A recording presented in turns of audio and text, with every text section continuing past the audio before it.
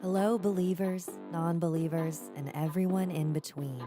You're listening to Stories with Sapphire. I am Sapphire Sandalo. Now get cozy and open your mind because it's story time.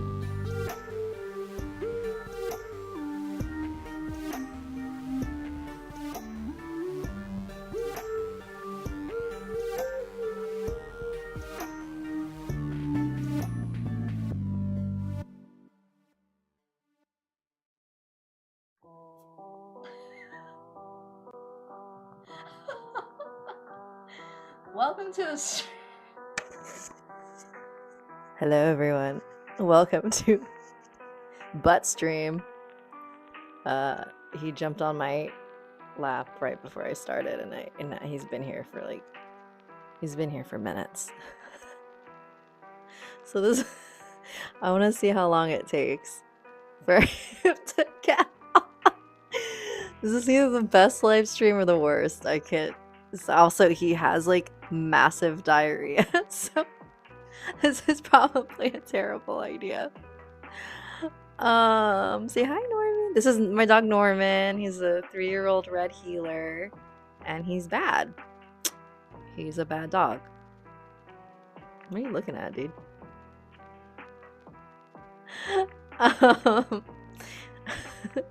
Well, I don't even know what to say.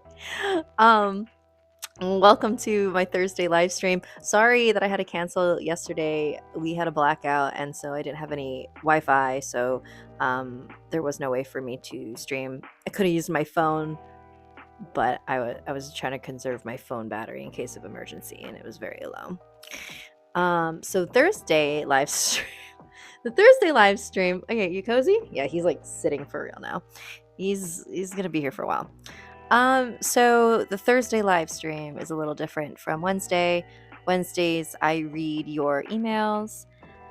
And on Thursdays I read from my library of books. And right now we are working our way through the Scary Stories to Tell in the Dark series still.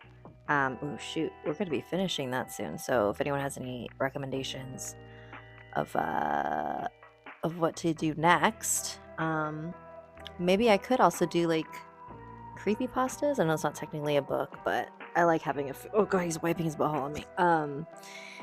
We like having like a physical book for this one, but that's chill. Anyways, so we finished the other one. Well, we didn't finish it. The last couple stories were like the funny ones, and I don't really care. Also, the music you're listening to right now was all written by my husband Elliot. So if you like it, say so in the chat. I told him to make spooky lo-fi music to read stories to. All right. I guess this is how the stream's gonna go. Oh my god. All right, here we go. Scary Stories 3. Hi, buddy. Hi. Are you gonna make this bad, Norman? Yes, for your process? Okay. But I'm gonna need recommendations. I don't want to like I don't know. Is the creepypastas, they rank them. Oh, he left. What? And he's back. This is a nightmare. Norman, can you close the door? Norman, can you close the door? And he's just sitting right there. All right, you ready for your first story? This one is called Boo Men. Oh, I don't remember this one, so this is new for me. Here we go. The girl was late getting home for supper, so she took a shortcut through the cemetery. But, oh, it made her nervous. When she saw another girl ahead of her, she hurried to catch up. "Do you mind if I walk with you?" she asked. "Walking through the cemetery at night scares me." "I know what you mean," the other girl said. "I used to feel that way myself when I was alive." There are all sorts of things that scare us. The dead scare us, for one day we will be dead like they are. The dark scares us, for we don't know what is waiting in the dark. At night, the sound of leaves rustling, or branches groaning, or someone whispering makes us uneasy. So do footsteps coming closer. So do strange figures we think we see in the shadows. A human, maybe, or a big animal, or some horrible thing we can barely make out. People call these creatures we think we see boo men. Who calls them that? We imagine them, they say, but now and then, a boo man turns out to be real. Queer happenings scare us too. We hear of a boy or a girl who was raised by an animal, a human being like us who yelps and howls and runs on all fours. The thought of it makes our flesh crawl. We hear of insects that make their nests in a person's body, or of a nightmare that comes true, and we shudder. If such things really do happen, then they could happen to us. It is from such fears that scary stories grow. I'm reading the introduction. This is the third book of such stories I have collected. I learned some of them from people I met. I found others, tales that had been written down in folklore archives and in libraries. As we always do with tales we learn, I have told them in my own way. Some stories in this book have been told only in recent times, but others have been part of our folklore for as long as we know. As one person told another, the details may have changed, but the story itself has not, for what once frightened people still frightens them. I thought at first that one of the stories I found was a modern story. It is the one I call The Bus Stop. I then discovered that a similar story had been told 2,000 years earlier in ancient Rome, but the young woman involved was named Philinian, not Joanna, as she is in our story. Are the stories in this book true? The one I call The Trouble is true. I can't be sure about the others. Most may have at least a little truth, for strange things sometimes happen, and people love to tell about them and turn them into even better stories. Nowadays, most people say they don't believe in ghosts and queer happenings and such, yet they still fear the dead and the dark, and they still see boo men waiting in the shadows, and they still tell scary stories, just as people always have. Alvin Schwartz. All right, cool. Thanks, Alvin. All right, you ready for your actual first story? Also has the audio. Everyone hear me okay? We're good? All right, cool. The Appointment. A 16-year-old boy worked on his grandfather's horse farm. One morning, he drove a pickup truck into town on an errand. While he was walking along the main street, he saw death. Death beckoned to him. The boy drove back to the farm as fast as he could and told his grandfather what had happened. "Give me the truck," he begged. "I'll go to the city. He'll never find me there." His grandfather gave him the truck and the boy sped away. After he left, his grandfather went into town looking for Death. When he found him, he asked, "Why did you frighten my grandson that way? He's only 16. He's too young to die." "I'm sorry about that," said Death. "I did not mean to beckon to him, but I was surprised to see him here. You see, I have an appointment with him this afternoon in the city." Ma!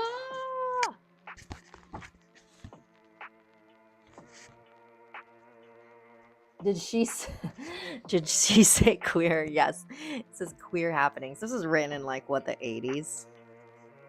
He's not saying he doesn't believe in queer people. That would be funny. That'd be weird.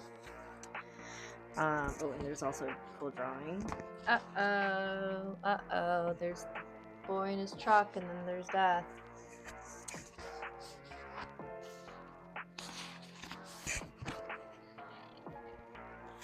Okay. This one's called The Bus Stop. Ed Cox was driving home from work in a rainstorm. While he waited for a traffic light to change, he saw a young woman standing alone at a bus stop. She had no umbrella and was soaking wet. "Are you going toward Farmington?" he called. "Yes, I am," she said. "Would you like a ride home?" "I would," she said, and she got in. "My name is Joanna Finney. Thank you for rescuing me." "I'm Ed Cox," he said, "and you're welcome." On the way, they talked and talked. She told him about her family and her job and where she'd gone to school, and he told her about himself. By the time they got to her house, the rain had stopped. "I'm glad it rained," Ed said. "Would you like to go out tomorrow after work?" "I'd love to," Joanna said. She asked him to meet her at the bus stop since it was near her office. They had such a good time, they went out many times after that. Always they would meet at the bus stop and off they would go. Ed liked her more each time he saw her. But one night, when they had a date to go out, Joanna did not appear. Ed waited at the bus stop for almost an hour. Maybe something's wrong, he thought, and he drove to her house in Farmington. An older woman came to the door. "I'm Ed Cox," he said. "Maybe Joanna told you about me? I had a date with her tonight. We were supposed to meet at the bus stop near her office, but she didn't show up. Is she all right?" The woman looked at him as if he had said something strange. "I'm Joanna's mother," she said slowly. "Joanna isn't here now, but why don't you come in?" Ed pointed to a picture on the mantel. That looks just like her," he said. "It did. Once," her mother replied. "But that picture was taken when she was your age, about 20 years ago. A few days later, she was waiting in the rain at that bus stop. A car hit her, and she was killed." I think I said this on a previous stream, but so funny. I feel like most of the stories in these books are people interacting with dead people and not realizing it. So it's like you can see it from a mile away. Alvin Schwartz. Okay. Oh, Norman's just sleeping in his bed now. All right. This next one's called Faster and Faster. Oh, I need to plug my computer in. Hang on. Uh-oh. Where's my charger? Hang on one second.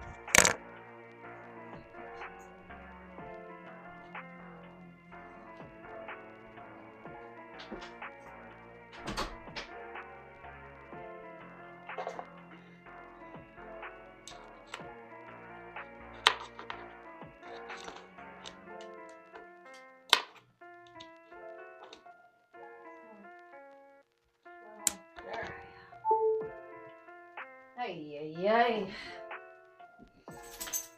Okay, I'm back. Sorry about that. I need to charge my computer. Okay, buddy, you want to come back? Oh, his claws hurt. Ow! Ow, Norman! Ow! Ow! Ow! This is what I have to deal with. No! No, I'm being attacked! Norman, you better not. Oh my god! Oh! Oh, his claws. Norman, look at this. You hurt me, buddy. You hurt my leg. Ow. Oh my god. Drop it. This is the most chaotic live stream I've ever done. But I'm not mad about it. Okay, just sit down. Sit down, okay? You can be here if you sit. Ow! You can be here if you sit. Sit down. Oh my god, this is. Ow! Ow! Oh, he scraped my thigh. Ow! Okay. Now you're too much now, buddy. Okay, Are you good now? Oh my god. This is bad. Okay. Just a Weird Creature. Thoughts on Mr. Andrew Tate? I feel like you're asking that because I have had him on my live stream, and so many people have been commenting saying, "Wait, you know Andrew Tate?" But I know for a fact you're all thinking the other guy. And the Andrew Tate that I know is a good boy Andrew Tate, the host of Let's Not Meet. And unless that is who you're talking about. It's just I'm so annoyed with people responding to the live streams that I did, thinking it's the other one. So I just want to set the record straight. That's not him. Anyways, oh my god, this is absolute chaos. This is my life now. Okay. He's calmed down. He understands that he's not getting back up here. He hurt me so bad. He cut my freaking leg. All right, here we go. This is called Faster and Faster. Sam and his cousin Bob went walking in the woods. The only sounds were leaves rustling and, now and again, a bird chirping. "It's so quiet here," Bob whispered. But that soon changed. After a few minutes, the boys started whooping and hollering and chasing one another around. Sam ducked behind a tree. When Bob came by, Sam jumped out at him. Then Bob raced ahead and hid behind a bush. When he looked down, there at his feet was an old drum. "Sam, see what I found?" he called. "It looks like a tom-tom. I bet it's 100 years old." "Look at the red stains on it," said Sam. "I bet it's somebody's blood. Let's get out of here." But Bob could not resist trying the drum. He sat on the ground and held it between his legs. He beat on it with one hand, then the other, slowly at first, then faster and faster, almost as if he could not stop. Suddenly, there were shouts in the woods and the sound of hoofbeats. A cloud of dust rose from behind a line of trees. Then men on horseback galloped toward them. "Bob, let's go!" Sam shouted. He began to run. "Hurry!" Bob dropped the drum and ran after him. Sam heard the twang of a bow firing an arrow. Then he heard Bob scream. When Sam turned, he saw Bob pitch forward, dead. But there was no arrow in his body, and there was no wound. And when the police searched, there were no men on horseback, and there were no hoof prints, and there was no drum. The only sounds were leaves rustling, and now and again, a bird chirping. Interesting.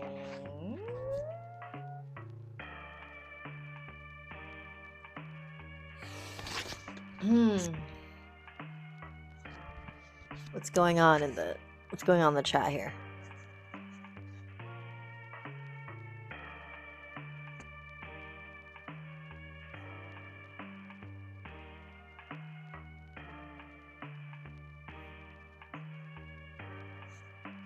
Okay. All right, this one's called Just Delicious. George Flint loved to eat. Each day at noon, he closed his camera shop for 2 hours and went home for a big lunch his wife Mina cooked for him. George was a bully, and Mina was a timid woman who did everything he asked because she was afraid of him. This is not the first time we have heard a story of an abusive husband, have we? This is weird. On his way home for lunch one day, George stopped at the butcher shop and bought a pound of liver. He loved liver. He would have Mina cook it for dinner that night. Despite all his complaints about her, she was a very good cook. While George ate his lunch, Mina told him that a rich old woman in town had died. Her body was in the church next door. It was in an open coffin. Anyone who wanted to see her could. As usual, George was not interested in what Mina had to say. "I've got to get back to work," he told her. After he left, Mina began to cook the liver. She added vegetables and spices and simmered it all afternoon, just the way George liked it. When she thought it was done, she cut off a small piece and tasted it. It was delicious, the best she ever made. She ate a second piece, then a third. It was so good she could not stop eating it. It was only when the liver was all gone that she thought of George. He would be coming home soon. What would he do when he found that she'd eaten all of the liver? Some men would laugh, but not George. He would be angry and mean, and she did not want to face that again. But where could she get another piece of liver that late in the day? Then she remembered the old woman lying in the church next door, waiting to be buried. Oh, I thought that was the end. George said he never had a better dinner. "Have some liver, Mina," he said. "It's delicious." I'm not hungry, she said. You finish it.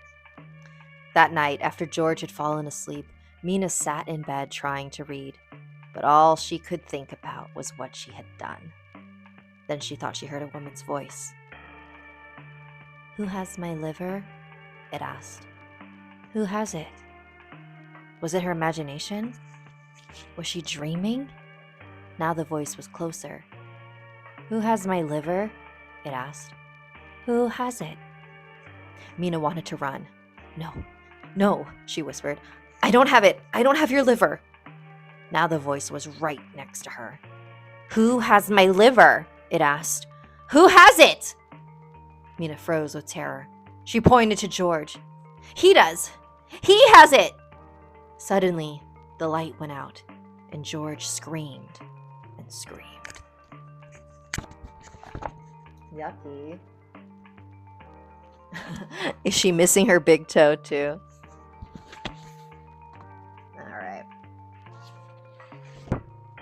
All right. We have time for one more. It's a short guy. This one's called Hello, Kate.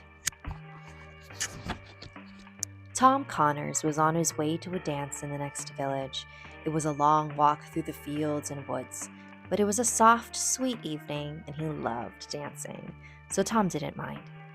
He had gone only a short distance when he noticed a young woman following him. Maybe she's going to the dance, he thought, and he stopped and waited for her. As the woman got closer, he saw that it was Kate Faherty. They had danced together many times. He was about to call, "Hello, Kate," when suddenly he remembered that Kate was dead. She had died last year, yet there she was, all dressed up for the dance. Tom wanted to run, but somehow it didn't seem right to run from Kate. He turned and started to walk away as fast as he could, but Kate followed him. He took a shortcut across a field, but she still followed. When he got to the dance hall, she was right behind him. There were a lot of people standing outside, and Tom tried to lose Kate in the crowd. He worked his way to the side of the building, then squeezed up against the wall behind some people, but Kate followed. She came so close, she brushed up against him. Then she stopped and waited. He wanted to say, "Hello, Kate," just the way he did when she was alive, but he was so frightened he couldn't speak. Her eyes looked into his eyes, and she vanished. That one's a little anticlimactic in my opinion. Get my little bookmark. Oof, my right ear feels weird. I think I have a habit of using Q-tips too deeply, so I think I messed my ear up a little bit. Anyways, that's not why we're here. Monsieur Noir, I don't like the energy being created in this chat right now. What's the energy?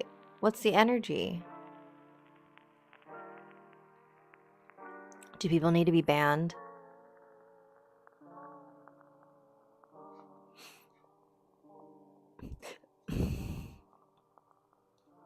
Okay.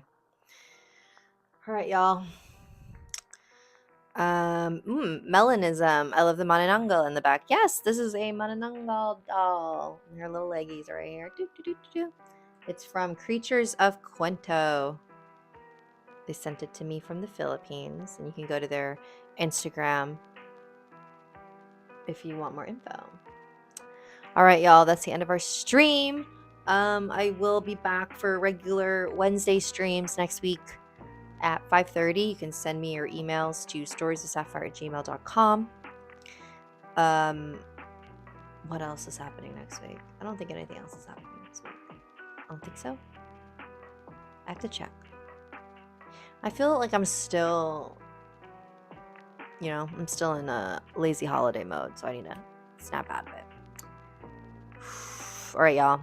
Bye, John E, Yee Yo-Yo, Melism, Saturn is online, Alice Stored, the Local Demon Uncle, Monsieur Noir, Lemishrane, Ray, Lindsay, Just a Weird Creature, Michaela Miller, Tickle My Tip, Shaquille O'Neal's Friend, Nam Chun Daddy, BTS Megan Thee Stallion Houston fan, Bella Lozana. Thank you so much for stopping by, and I will see you next week.